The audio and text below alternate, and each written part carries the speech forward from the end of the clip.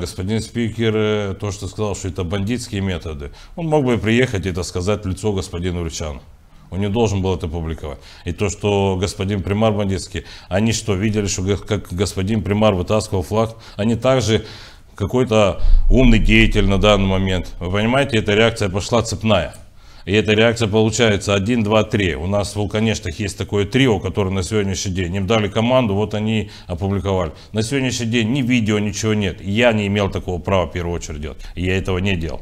Да, мы сегодня, я говорю, разбираемся. Господин спикер мог бы, я не говорю, что позвонить. Приедь, пожалуйста, поговорите, кто видел, как это делать. Значит, им это выгодно делать, понимаете?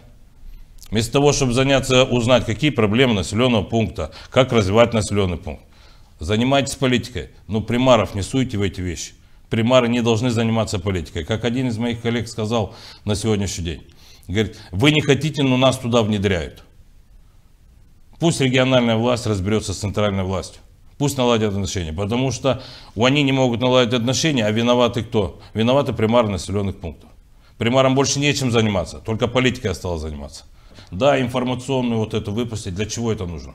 Для того, чтобы дестабилизировать ситуацию. А кто страдает после этого? Просто простой народ. Ну, я думаю, если господин спикер хочет вынести обсуждение в народном собрании, то он должен иметь какие-то мотивации. А мотивация иметь СМИ, который господин Тютин в интернете или это. Пожалуйста, если кто-то видел, что господин примар вышел с флагом, пожалуйста, объясните. Или когда я вытаскивал, менял его. Я же говорю, я не имею такого морального права и такие вещи делать.